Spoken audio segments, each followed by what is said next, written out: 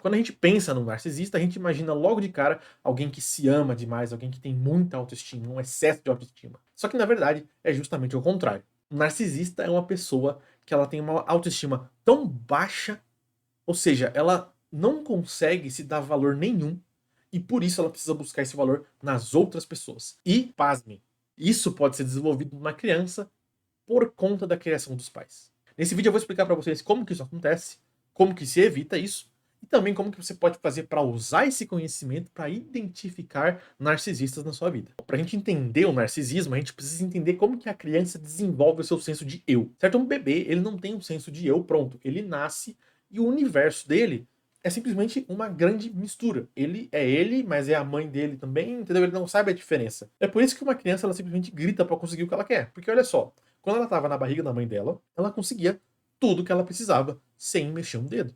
Literalmente. Ela tinha um cordão umbilical alimentando ela, e ela estava toda no ambiente protegido, sempre quentinho e tudo mais. Então ela não tinha necessidade nenhuma. A partir do momento que ela nasce, ela começa a perceber que as coisas não são tão fáceis assim. Então, para você desenvolver esse senso de eu, a criança ela precisa começar a aprender a conseguir as coisas por si só. É claro que quando ela é um bebê, ela precisa de ajuda, porque ela não tem capacidade nenhuma. Mas conforme ela vai crescendo, ela começa a andar sozinha, ela começa a aprender a falar, ela começa a pegar nas coisas, tá na hora dos pais começarem a deixá-la se virar naquilo que ela consegue se virar. Por quê? Porque a criança ela vai desenvolver o seu senso de eu, ela vai desenvolver essa autoimagem a partir do momento que ela começa a perceber que ela consegue se virar. Ou seja, se ela consegue se virar, ela tem poder. E se ela tem poder, ela tem valor. Ou seja, ela começa a ter autovalidação. Aqui vocês começam a perceber onde a gente começa a notar traços do que será uma autoestima. Mas é claro, os pais precisam dar os estímulos corretos. Eles precisam cuidar dessa criança na medida certa para que ela não se sinta abandonada e nem para que ela fique super protegida. Isso é muito importante. Olha que interessante. O narcisismo ele pode surgir dos dois extremos, do abandono e da superproteção. Quando a criança é abandonada, é simples. Ela simplesmente não recebe nenhum estímulo. Ou seja, ninguém parabeniza ela quando ela consegue fazer alguma coisa, certo? Então ela vai lá, consegue amarrar o cadastro do tênis sozinha e pronto, acabou. E ninguém vai falar nada pra ela, entendeu? Ou seja, ela faz as coisas sozinha, só que ela não recebe nenhum tipo de reforço, nenhum tipo de recompensa por isso. E com recompensa não quero dizer dar o chocolatinho, dar, levar ela pra passear, nada disso. Recompensa é simplesmente dizer, muito bem, parabéns, filho. Ela precisa ter esse senso de valor, essa valorização por parte dos pais, para que ela depois, no futuro, possa internalizar isso, para que ela consiga se valorizar. Ou seja, quando os pais parabenizam ela porque ela conseguiu fazer uma tarefa sozinha, no futuro, quando ela conseguir fazer uma tarefa sozinha, ela mesma vai se parabenizar porque ela sabe que aquilo tem valor. Ou seja, não pode ter abandono, obviamente. Por outro lado, se você super protege uma criança, ela nunca vai fazer nada sozinha. Então os pais não vão ter nem oportunidade de dar esse valor para as coisas que ela faz. Nos dois casos, a criança não está recebendo o valor que ela merece, ela não está recebendo a validação que ela tem que receber para resolver os problemas sozinhas. Em um caso, é porque ninguém dá esse valor para ela, mesmo quando ela resolve as coisas, e no outro caso é porque ela simplesmente não tem nada para resolver. Ou seja, quando acontece isso, a criança ela simplesmente cresce sem saber quem ela é. Ela não desenvolve uma identidade. Ela não tem uma autoimagem. E sem autoimagem não existe autoestima.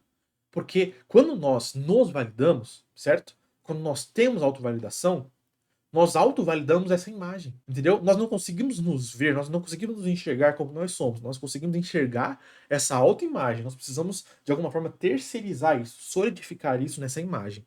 E é essa imagem que nós validamos. Então, por exemplo, quando a criança ela vai lá e amarra o sapato dela sozinha, o pai vai lá e diz parabéns. Quando a criança aprende a se autovalidar, é a autoimagem dela que conseguiu amarrar o cadastro do sapato dela.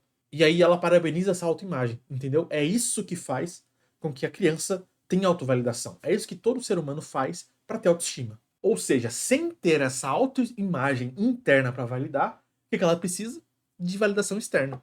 E aí surge o narcisista. É por isso que ele tá sempre buscando por elogios, por status, por validações, entendeu? É por isso que ele sempre tem que dizer para as pessoas quão incrível ele é. Por quê? Porque ele tá esperando que as pessoas cheguem nele e digam assim: nossa, como você é bom nisso, você é incrível, maravilhoso, tal, não sei o quê. Porque ela não consegue fazer isso ela mesma. Um ser humano saudável consegue se parabenizar. Ele consegue saber quando ele fez uma coisa boa. Ele não precisa da aprovação dos outros, porque ele sabe que fez algo bom. Porque ele tem princípios, valores, e essas coisas, seguir essas regras que ele criou para si mesmo, que ele absorveu dos pais, que ele absorveu da sociedade e tudo mais, é a partir disso que ele vai se autovalidar. E como o narcisista não tem essa autoimagem, não tem como ele fazer isso. Ele é viciado na aprovação dos outros. Porque todo ser humano, ele precisa de validação, ele precisa de aprovação, mesmo que seja de si mesmo. Entender as origens do narcisismo faz com que a gente consiga enxergar o narcisista de uma forma diferente. Mas entendam que isso aqui não é uma justificativa. Não é porque ele passou por essas questões na infância que você tem que continuar convivendo com o narcisista. Não faça isso.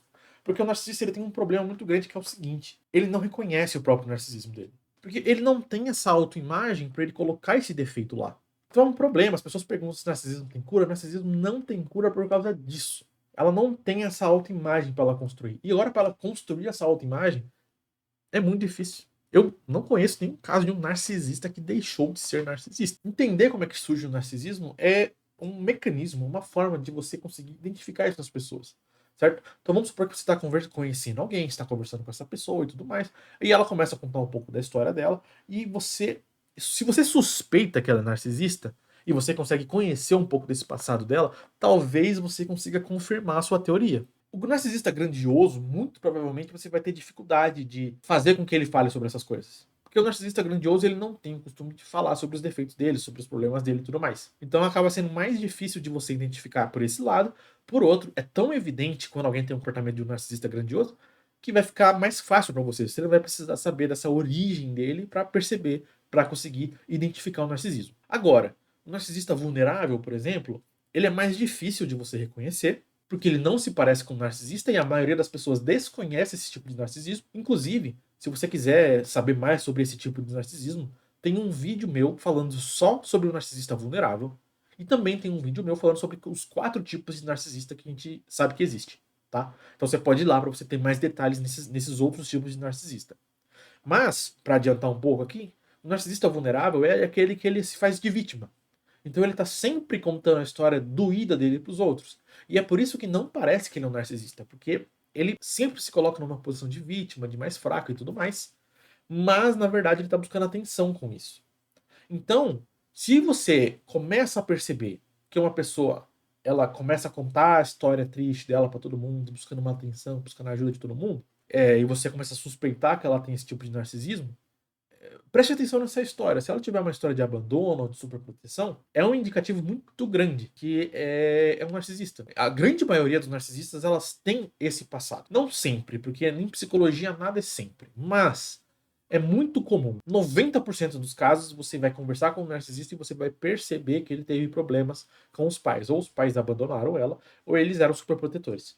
Então, conhecendo essa história vai ajudar você a identificar esses narcisistas para que você pare de dar trela para eles. Tá certo? E você vê, todos os tipos de narcisismo a gente encontra isso, certo? Por exemplo, se você pegar o narcisista comunitário, que é aquele narcisista de grupos, certo? É aquele que precisa se identificar com um grupo e o narcisismo dele, ele é para o grupo. Ou seja, não é que ele é o maior, é que o grupo é o melhor, o grupo é o melhor de todos, sabe? Então pode ser um tipo um time de futebol, pode ser um partido político, enfim.